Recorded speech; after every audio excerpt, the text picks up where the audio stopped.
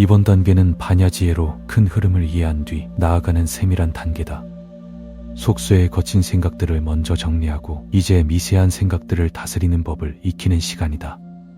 조건이 있어야 생각이 일어난다. 이것이 있으므로 저것이 있고 이것이 생김으로 저것이 생긴다는 법칙이다. 거울 앞에 물체가 나타나야 거울 속에 물체가 비로소 존재하는 이치다. 즉 마음 앞에 무언가 나타나야 생각이 나타나는 것과 같다. 환경을 바꾸면 마음도 바뀐다. 생각 또한 독립적으로 존재하는 것이 아니라 감각기관과 외부 대상이 만나는 순간부터 시작된다. 눈, 귀, 코, 혀, 몸, 의식이라는 6가지 감각기관, 형색, 소리, 냄새, 맛, 감촉, 법이라는 6가지 외부 대상. 이 2가지가 접촉할 때 비로소 인식과 생각이 발생한다. 우리가 생각이라고 부르는 과정은 보통 다음과 같은 단계를 거친다. 외부 자극을 접하고 즐겁거나 괴롭거나 덤덤한 느낌을 먼저 받는다. 과거의 경험을 바탕으로 대상에 이름을 붙이고 개념화한다. 저것은 꽃이다, 예쁘다. 그 대상을 향해 욕심을 내거나 싫어하는 등 구체적인 마음의 작용이 일어난다. 이것이 흔히 말하는 번뇌와 생각의 중심이다. 생각이 끊이지 않고 꼬리에 꼬리를 무는 이유. 사물의 본질을 제대로 보지 못하는 어리석음과 욕망이 원인이다. 마음은 쉼없이 과거를 후회하거나 미래를 불안해하며 생각을 만들어낸다. 변하는 것을 영원하다고 믿는 것, 모든 것은 인연에 따라 변하는데 이를 영원히 소유할 수 있다고 믿는 집착이다. 실체가 없는 것을 나라고 믿는 것, 몸과 마음의 현상을 고정된 나라고 착각하여 이에 얽매이는 것이다. 끊임없이 무언가를 소유하고 싶어 하거나 불쾌한 것을 밀쳐내려는 욕망이다. 뇌과학으로 본 잡념, 디폴트 모드 네트워크. DM에는 멍하니 있을 때 뇌의 각 부위를 연결하여 새로운 아이디어를 떠올리게 하지만 과활성화 시 끊임없는 잡념이 생긴다. 과거의 경험을 떠올리고 자신에 대한 생각을 지속한다. 미래의 일을 시뮬레이션하거나 걱정한다. 사회적인 감정을 처리하고 타인의 마음을 추론한다. DMN이 과활성화되면 뇌가 쉴 틈 없이 과거나 미래를 오가며 불안, 분노, 걱정을 만들어낸다. 우울증, 불안장애, ADHD 환자에게서 자주 발견되며 지나친 반복적 생각은 부정적인 감정을 강화하여 불필요한 고통을 초래한다. 명상가들은 DMN 영역의 활동이 감소한다. 이들은 DMN 활동을 임의적으로 통제하거나 낮추는 방식을 사용한다. 명상에서 호흡에 집중할 때 과거와 미래로 튀어나가는 DMN의 활성도를 즉각적으로 낮춘다. 자아중심적인 생각들, 즉 나는 이래야 해, 나는 이런 사람이야, 나는 자격이 있어 등을 멈추고 호흡으로 돌아와 뇌에 휴식을 준다.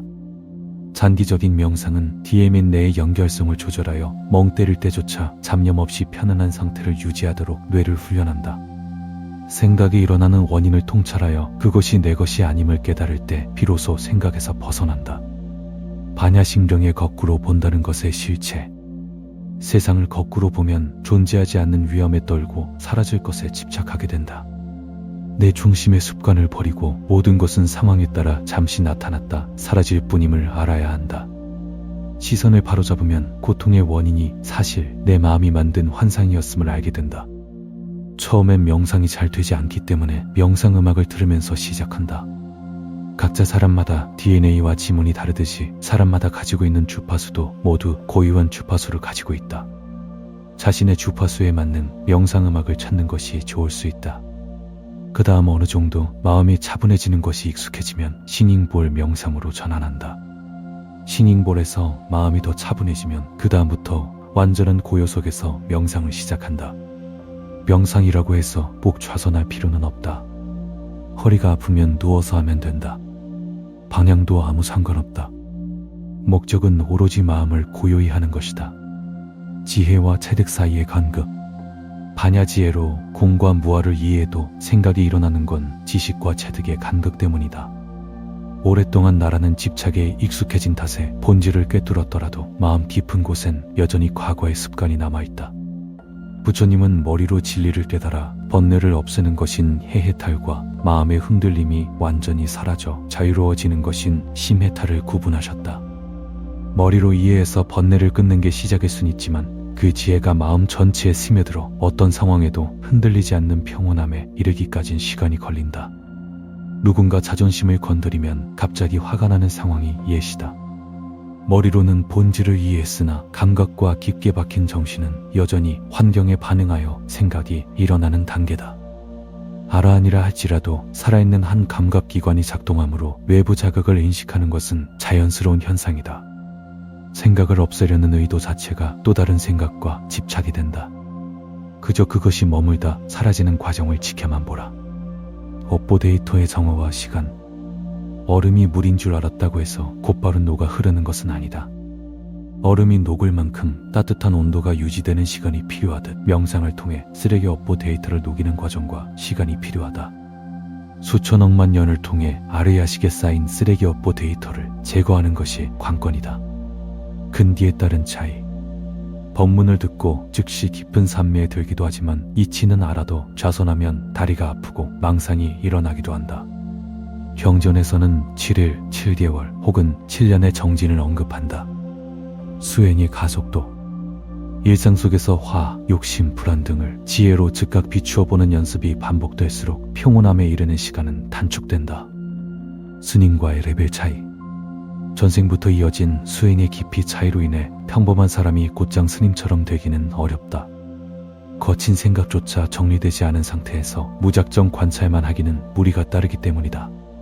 우선 공의 이치를 이해하여 거친 생각이라는 큰 틀을 먼저 정리한 뒤 섬세한 생각을 다스리는 단계로 나아가야 한다.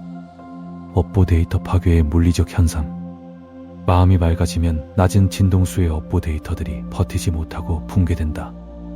아르야식에 저장된 수조년치의 업보 데이터는 매우 높은 밀도로 압축되어 있는데 이 덩어리가 터질 때 발생하는 에너지 압력이 뇌신경계에 물리적 통증을 남기거나 펑 하는 폭발음을 들리게 한다. 수행계에서는 이 폭발음을 업장이 터지는 과정으로 본다. 기맥이 확장되며 업의 데이터가 붕괴될 때 충격음이 들릴 수 있다고 한다. 집착을 끊는 과정에서 머리가 아픈 이유는 내부 폭발과 정화 강도가 컸기 때문일 가능성이 높다. 이는 수행의 진도가 급격히 나갈 때 나타나는 전형적 증상이다. 수행의 단계가 깊어지면 목탁 소리조차 시끄러워 견디지 못하는 경우가 있다. 이는 단순히 소리가 커진 것이 아니라 아르야식 데이터가 비워지면서 외부 자극에 대한 반응 체계가 변하는 것이다. 업식이 꽉 차 있을 때는 쓰레기들 사이에 묻혀 소리의 진동을 제대로 느끼지 못한다. 법공의 지혜로 업식을 제거하면 의식은 텅 빈 방처럼 맑아진다. 텅 빈 방에서 작은 소리가 크게 울리듯 모든 소리의 파동이 여과 없이 크게 들리는 원리다. 부처님은 강을 건너 목표에 도달하면 뗏목을 버려야 한다고 했다.